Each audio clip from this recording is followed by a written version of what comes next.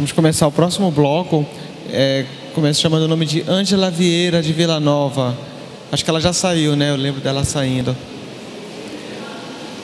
Tá.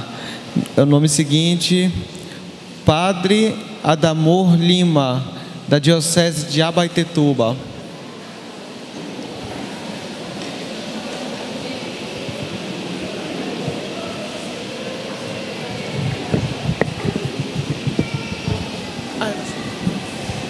Boa tarde a todos e a todas, boa tarde à mesa. Minha fala primeiramente vai ser de parabenizar a coragem da fase, nesta fase tão difícil para a gente aqui na Amazônia, porque vejam pessoal, há mais de 40 anos esses projetos estão sendo implantados na nossa região. Nós estamos correndo atrás de água, de cestas básicas. E quantas entidades estão manipulando a nossa população para querer correr atrás dessas coisas, dessas migalhas. O Fundo DEMA, se prestar esse serviço de nos conscientizar do valor do nosso território, do valor que nós como amazônidas precisamos tomar consciência desse nosso estar aqui na Amazônia, isso vai ser uma coisa muito importante. Porque vejam, não é simplesmente a questão de indenização.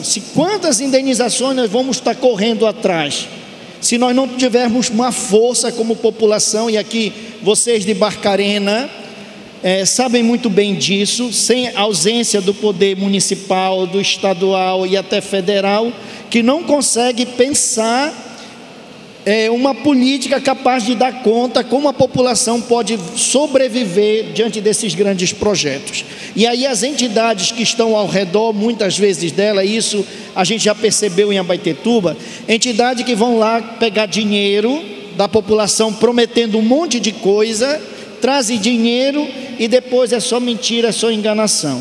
Então quero parabenizar a coragem da fase de assumir esse fundo. E acredito que esse fundo deveria mesmo, por ser coletivo, promover ações que ajudem a gente a permanecer no nosso território e valorizar o nosso território. Agora, a água que passou pelo navio, ela não atingiu só essas regiões daqui de Beja, do Tauerá, ali do Tauerazinho. Tem a situação, por exemplo, viu aí o pessoal da fase, né? Curupoacá, Areia, aqui a situação do Assacu, que é uma região quilombola, a situação do Vilar, do lado daqui o Caripetuba, o Xingu, o Igarapé São José, o Paramajó, a situação aqui dos nossos amigos do Jarumã, do Sirituba. Então, como nesse sentido desse fundo que é coletivo, como também ajudar, né, essas famílias ou localidades que foram atingidas, mas que coletivamente, individualmente não receberam, mas que pode ser contemplada num projeto coletivo. Era isto.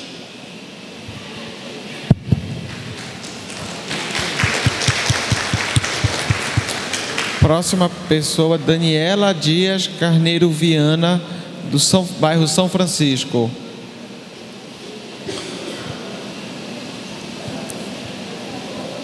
Segunda chamada, Daniela Dias Carneiro Viana, comunidade bairro São Francisco. Se encontra?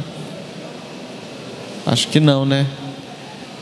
Eu vou chamar o próximo. Daniele Silva Araújo. Não está identificada a comunidade aqui.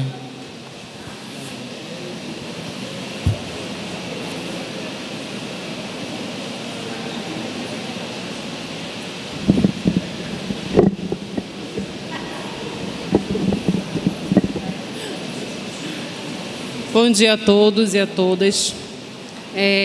A gente, né, como comunidade, né, como associação, como coletivo, né, primeiramente porque eu ouvi várias falas, né, me identifiquei com algumas, não gostei de outras, né, vou falar isso bem claro aqui.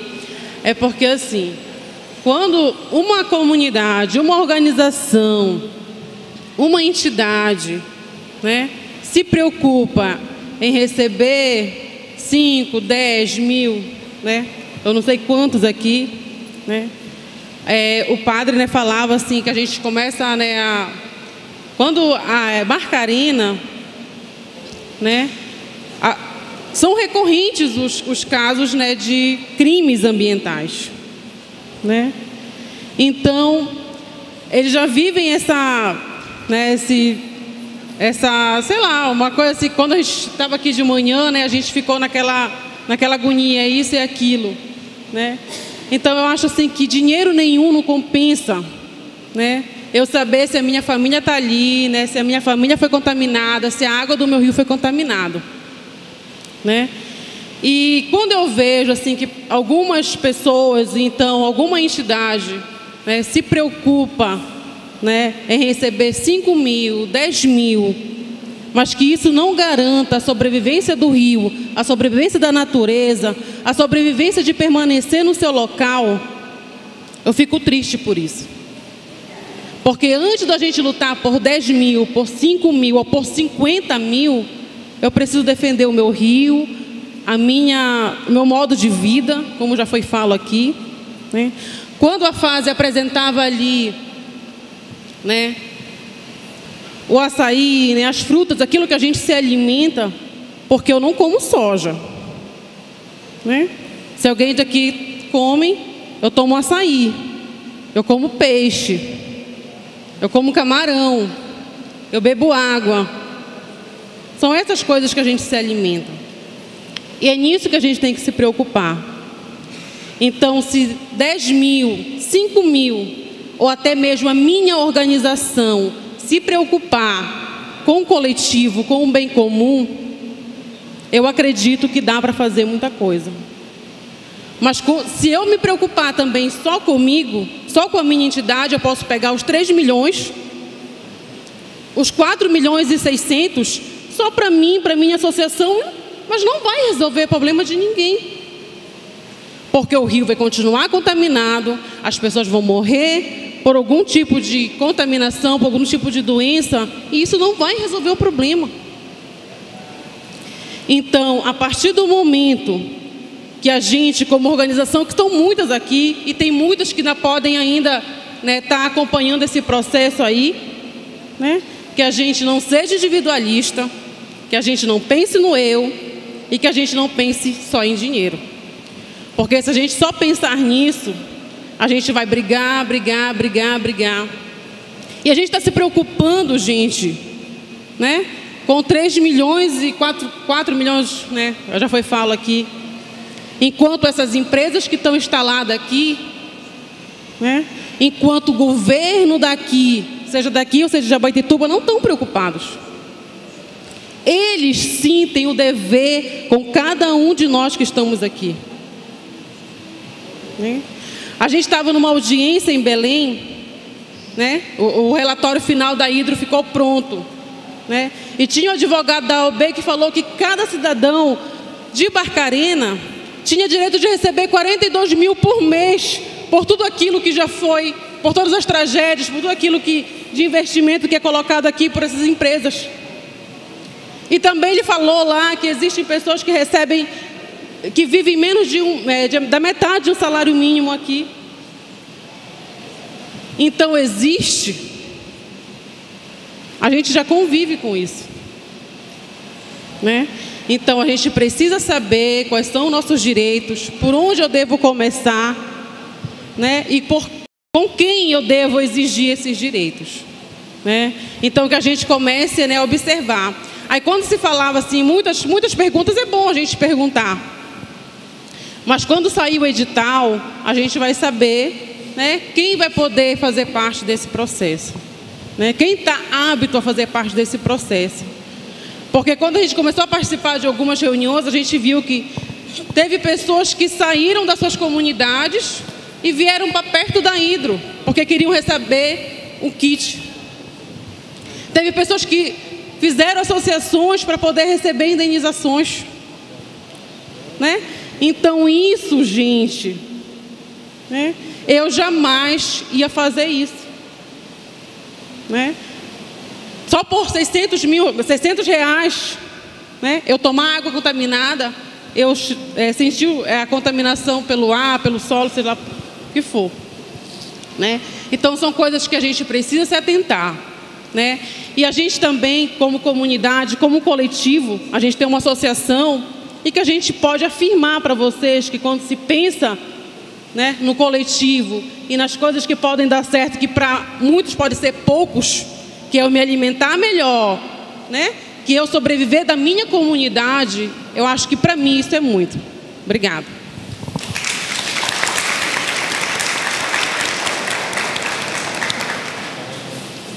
Eu não sei se você já sabe, mas vai ter, pessoal.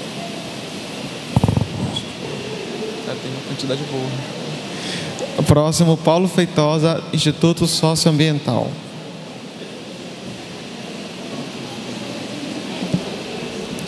Boa tarde a todos. Quero cumprimentar a mesa aí em nome do Dr. Laércio, Dr. Bruno Valente.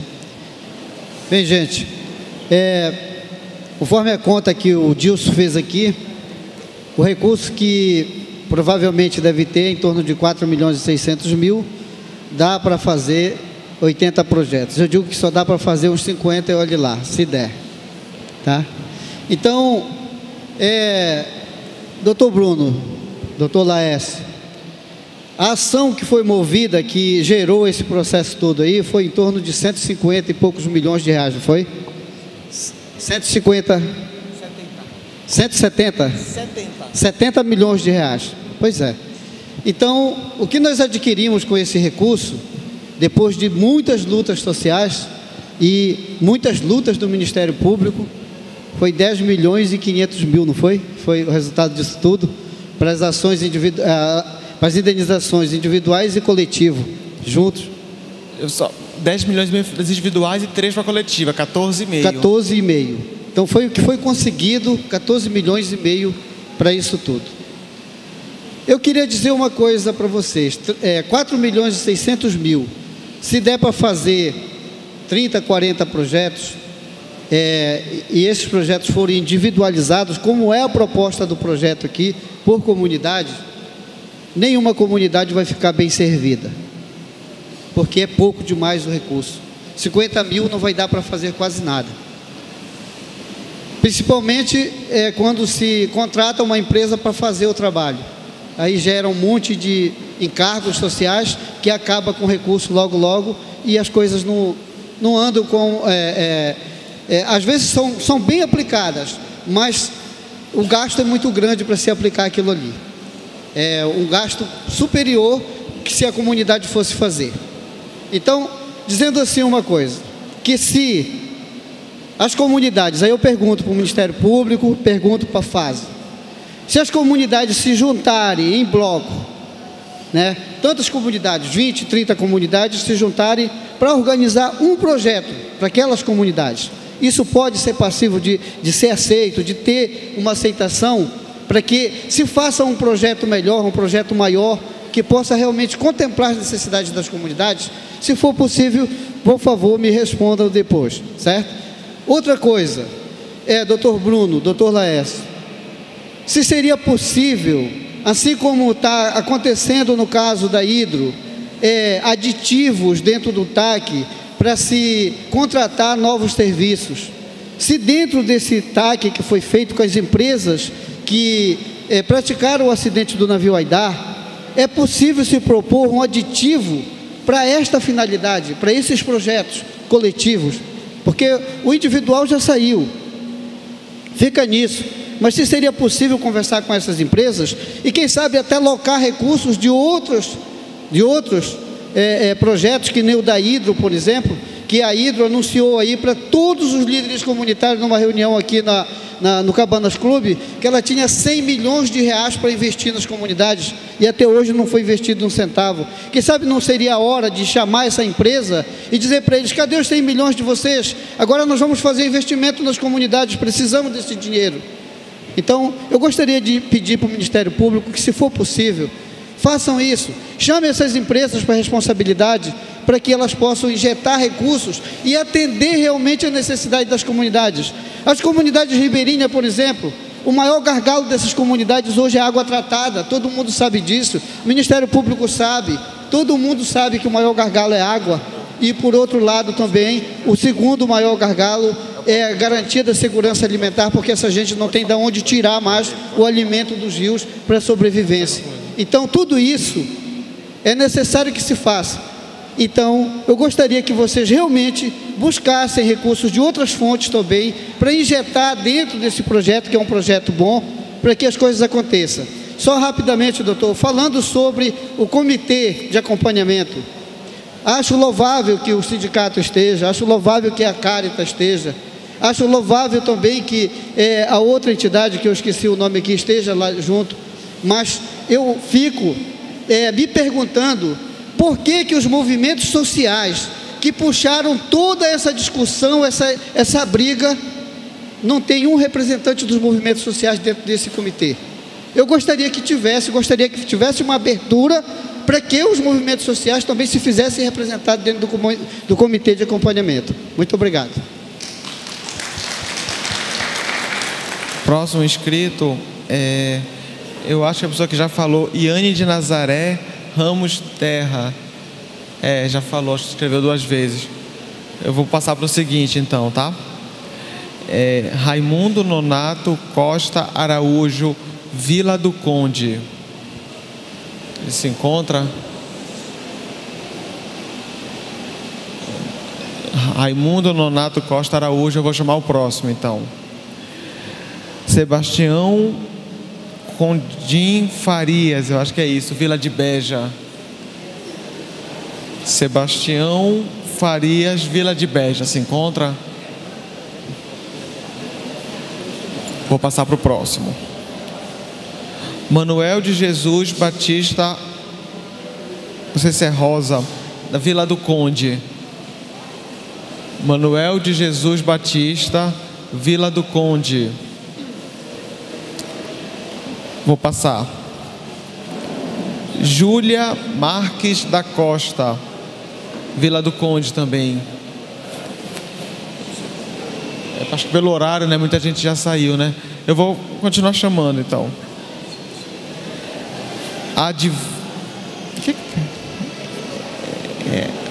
Cadê?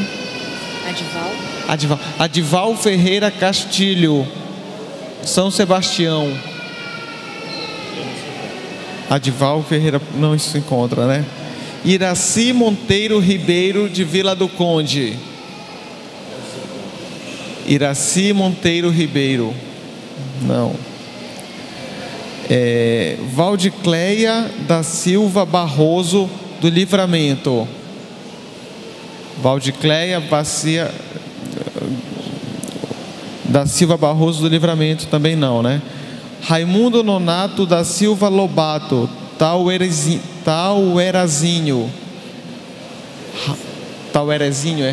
Tauerezinho. Raimundo Nonato da Silva Lobato. Raimundo?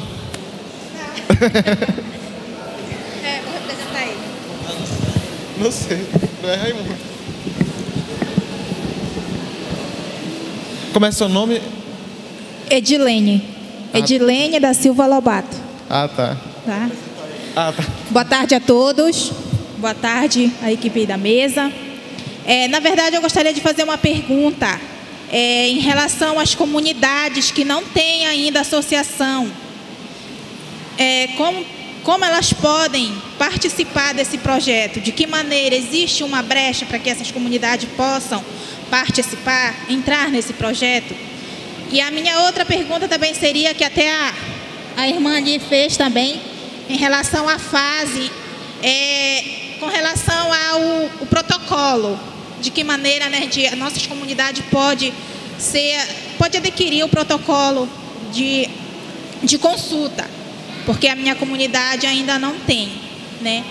E também, né, só falando um pouco, né, em relação a esse projeto coletivo. Que bom que esse projeto é coletivo e não individual.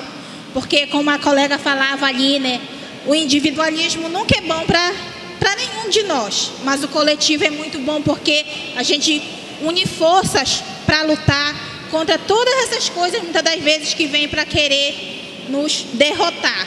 Em questão do meio ambiente, esses crimes que estão acontecendo em relação ao meio ambiente. Então, era isso a minha fala, a minha pergunta. Muito obrigada. Obrigado.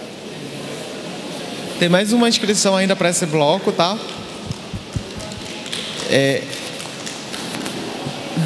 Oswaldina Carvalho Costa, também do Tauerezinho. Ela se encontra? Oswaldina? Eu vou te chamar o próximo, então. Maria das Graças Figueira Pereira, Rio Mucuruçá. É a irmã Graça, né? Acho que ela já falou, né? Ela já falou, né? Eu acho que ela escreveu 2 vezes. Henrique Nery Carvalho, Conde.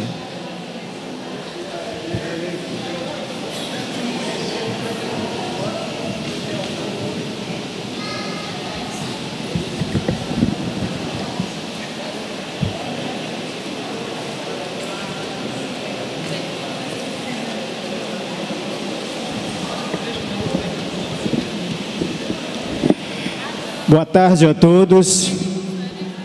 Quero saudar a mesa. Represento a praia de Vila do Conde, mas eu quero falar em nome de toda a comunidade de Vila do Conde. Fui contemplado em algumas situações aí, mas eu tenho aqui 2 questionamentos. Na verdade, a preocupação é: quando nós assinamos o acordo da primeira etapa desse processo, entre todas as lideranças envolvidas lá no Ministério Público em Belém, nós assinamos o acordo com relação ao pagamento individual, né, da indenização. Aceitamos, assim, baseado na quantidade de comunidades, na quantidade de pessoas até então inscritas naquele momento.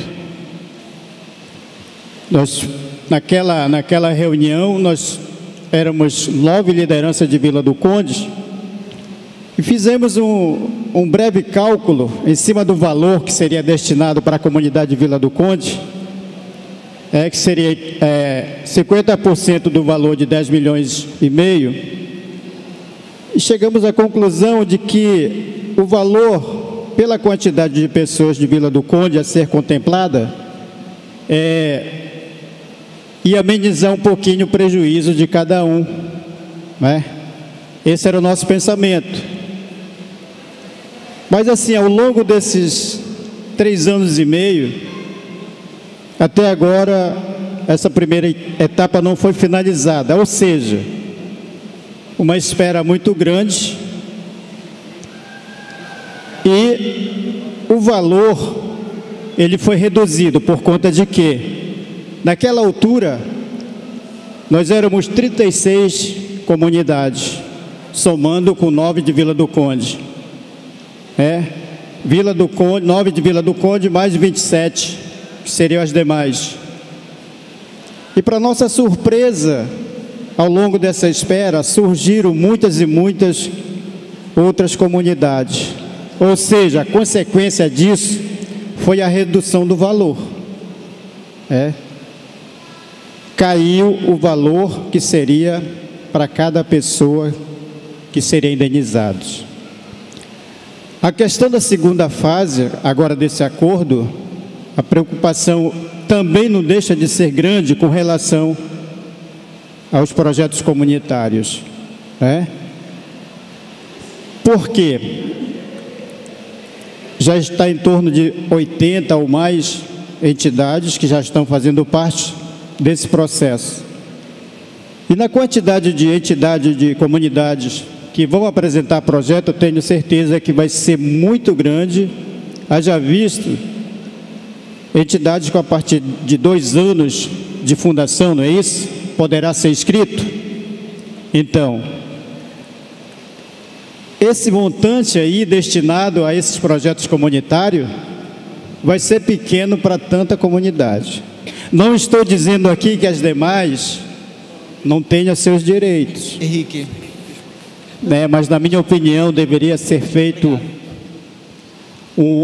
uma outra negociação, um outro acordo paralelo para suprir a necessidade das demais comunidades.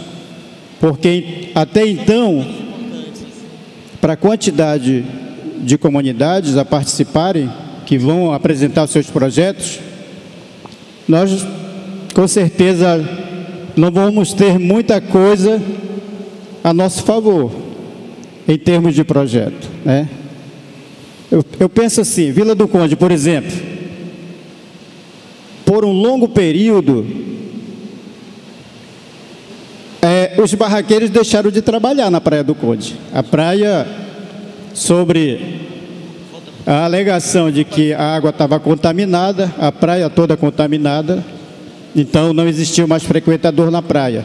Os pescadores, o pouco que eles conseguiam nas suas pescas, não conseguiam vender, sobre a desconfiança das pessoas não comprar por causa da contaminação do vazamento do óleo do navio.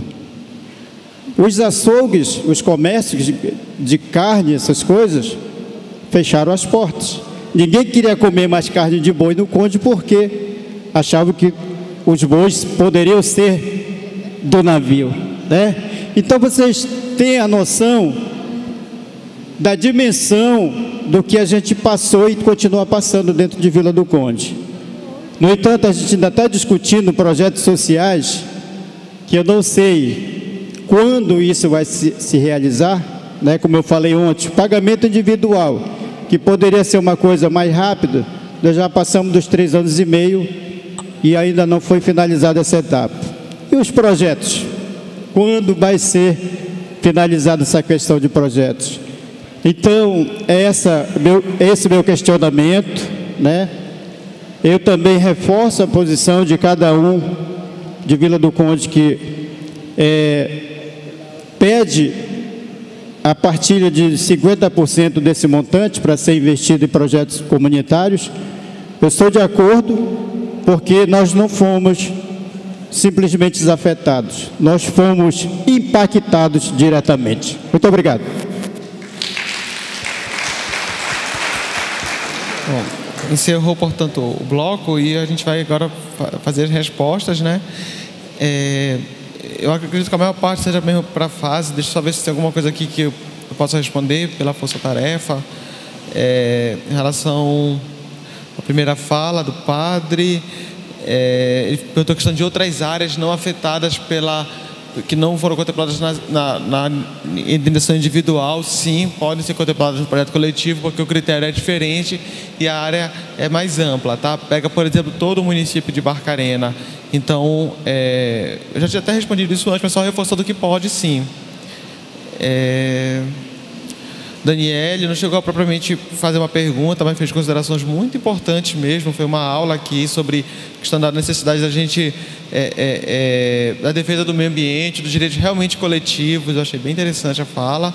Paulo Feitosa fez algumas perguntas mais objetivas, que eu acho que é mais a fase que vai responder essa questão da possibilidade de aglutinar vários projetos em um só e fazer um projeto com valor maior, né? É uma pergunta interessante.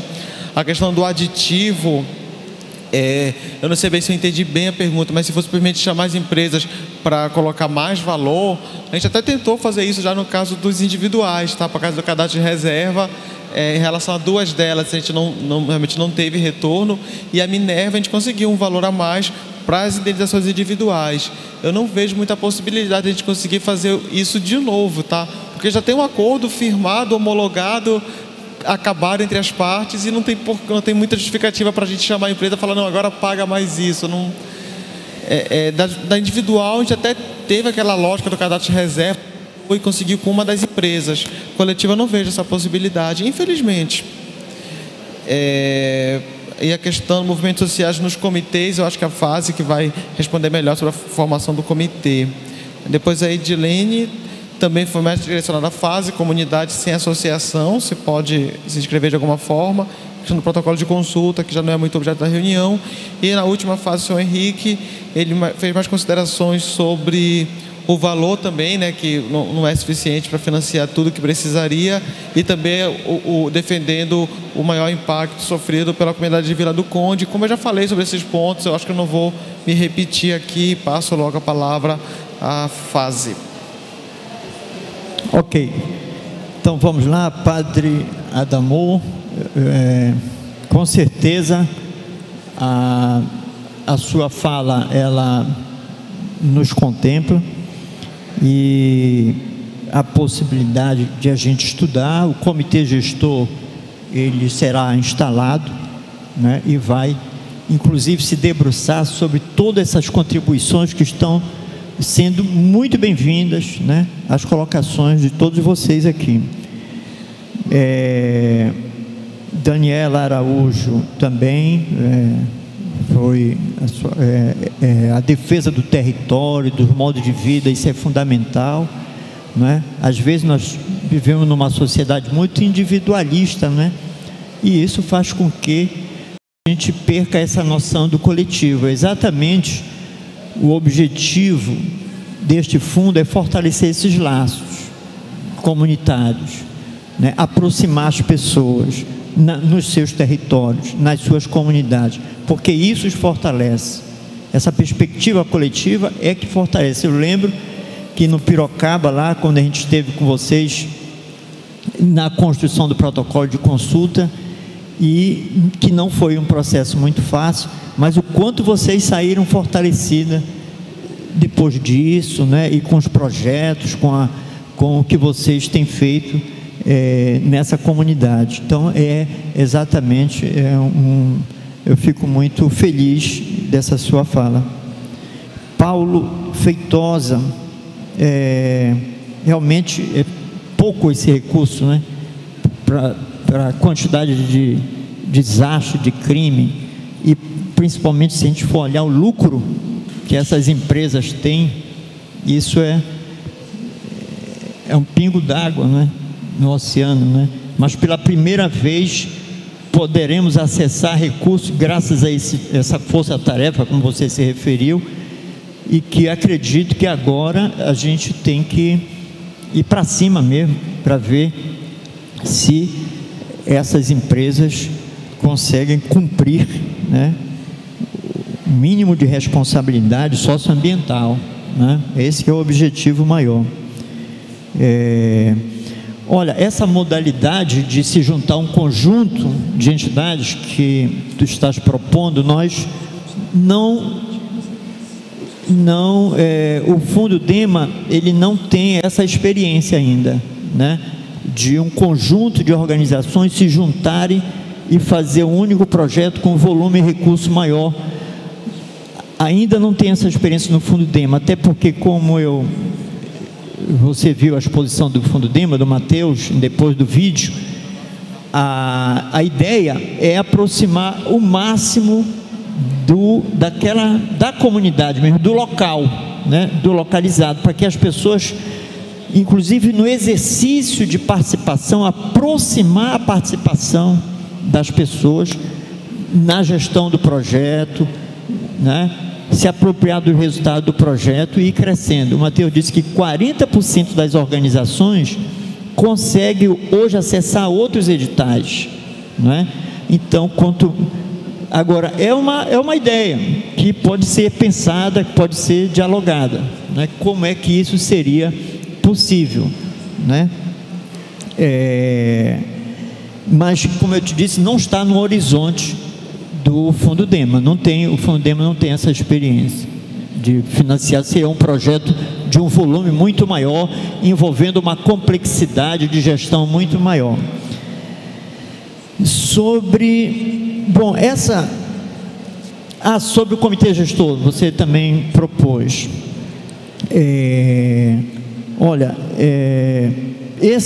A constituição desse comitê gestor é de uma responsabilidade enorme da Fase, né? Nós, diferentemente do primeiro comitê gestor, que foi da retirada do Mogno, que o Ministério Público procurou a Fase, as organizações procuraram a Fase, então a partir daí a Fase aceitou fazer parte, inclusive na presidência do comitê gestor. Os outros, tanto quilombolas, que é o comitê específico dos quilombolas, que é o FOX, quanto o FIX, que é o Fundo Indígena do Xingu, e o Luzia Dorte do Espírito Santo, aí já foi uma incidência, uma composição a partir da fase, que convida as organizações para compor o comitê gestor, dado o nível de responsabilidade. A fase tem auditoria pelo menos 2 vezes por ano. São os auditores que vão lá conferir toda a prestação de conta, todos os relatórios técnicos. O IBAMA, né, tem feito várias auditorias, e a gente está até hoje respondendo satisfatoriamente à gestão desse recurso. O movimento de mulheres do campo e da cidade, a gente acredita que é um movimento social, né? Para a fase é um movimento social. Obviamente que nenhum movimento social vai representar o conjunto, né?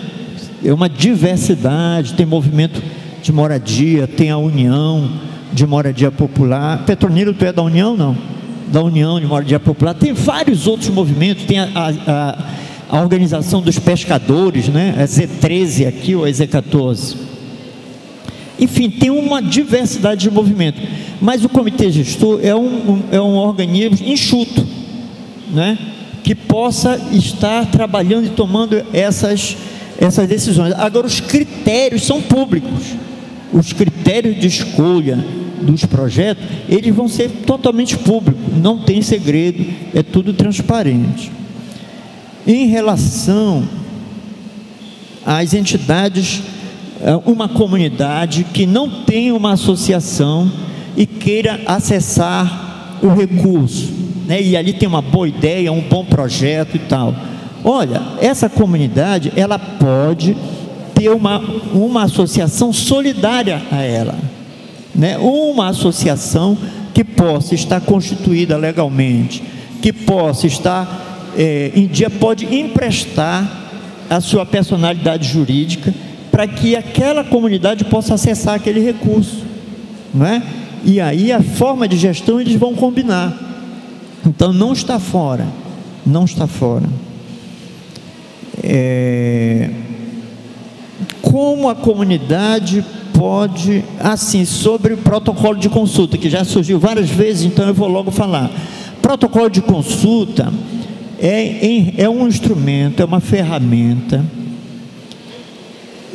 porque é o seguinte, tem uma convenção chamada Convenção 169 da Organização Internacional do Trabalho, que diz, nessa convenção, ela reconhece que as populações, os povos tradicionais, eles têm o direito de ser consultados todas as vezes que tiver uma medida legislativa ou administrativa, ou todas as vezes que tiver um projeto que vai afetar aquela comunidade.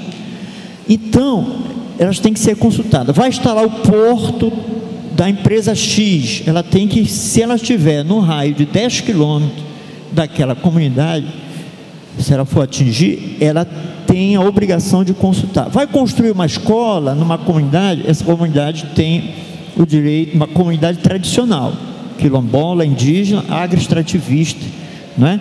Ela tem esse direito, então ela tem que ser consultada. O protocolo, o que é o protocolo? A comunidade diz, olha, nós queremos ser consultados dessa forma, aí escreve as regras de como eles querem ser consultados, tá certo? E a autoridade pública vai obedecer aquelas regras da comunidade, que ela tem autonomia para decidir sobre o que é bom para ela e para o futuro daquela comunidade, para preservar suas tradições, né, o seu modo de vida e tal, até porque elas têm pouca representação nas esferas de decisão, no parlamento e tal. E aí, o edital, ele vai, com certeza, contemplar alguns mecanismos de defesa dos territórios, inclusive a elaboração de protocolo de consulta, a elaboração do plano de utilização de determinada área, Eu vou rapidamente. Em Gurupá, a fase desenvolveu uma experiência importante que foi do camarão. As comunidades, o camarão estava diminuindo, todo mundo pescando camarão direto, e aí eles já estavam pescando camarão bem miúdo. Aí eles fizeram todo um acordo na comunidade para aumentar lá o tamanho do buraco lá, como é que chama? Da malha do matapi, né, o matapi, para pegar só o camarão maior. Com isso, o camarão cresceu mais, se reproduziu mais, e hoje Gurupá está exportando toneladas de camarão para Manaus. Então, veja bem, uma solução simples, um projeto simples que foi premiado, inclusive nacionalmente, e que se deu aqui em Gurupá. E que eu já vejo, viu, que aqui o camarão já está diminuindo de tamanho. Então, quem sabe pode ser uma ideia interessante. É isso.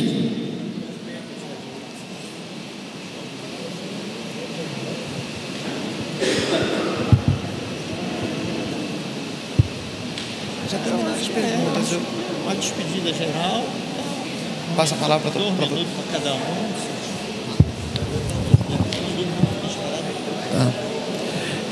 Bom, pessoal, pelo menos pelo nosso controle aqui, a gente já acabou a fala de todo mundo que estava inscrito, tá? Prestamos os esclarecimentos. E agora, realmente, para encerrar já esse momento, só queria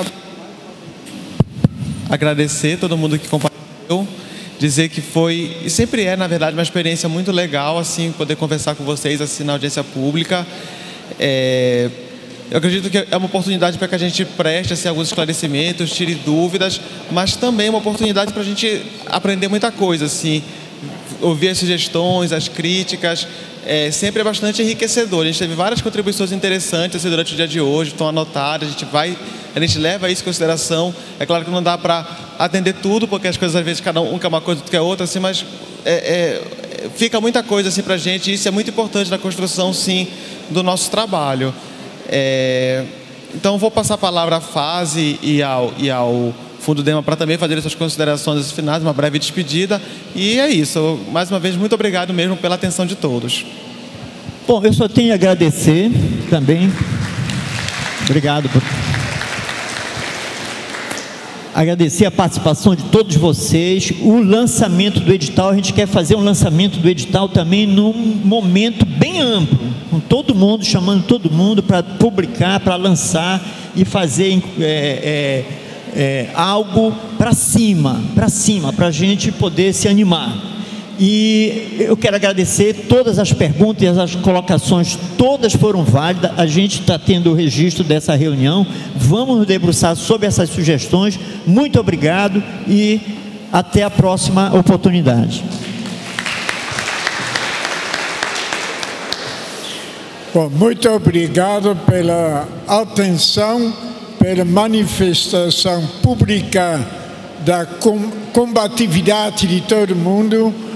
E estou realizado que nós vamos iniciar novo comitê específico de Fundo Dema aqui no Bacarena. Um grande abraço e muito êxito na luta. Bom, eu nem ia falar, já tinha permitido que o doutor Bruno falar por todos, mas a minha fala é só também pelo agradecimento. Agradecer a comunidade do chamamento para a audiência pública, para a gente poder ter esse diálogo. E, enfim, parabenizar a participação de todos, para seguirmos nas próximas etapas. E, como disse o doutor Bruno, é sempre um aprendizado para nós, quanto promotores de justiça, procurador da República, quanto Ministério Público, ter esse diálogo com cada um dos senhores. Muito obrigado também.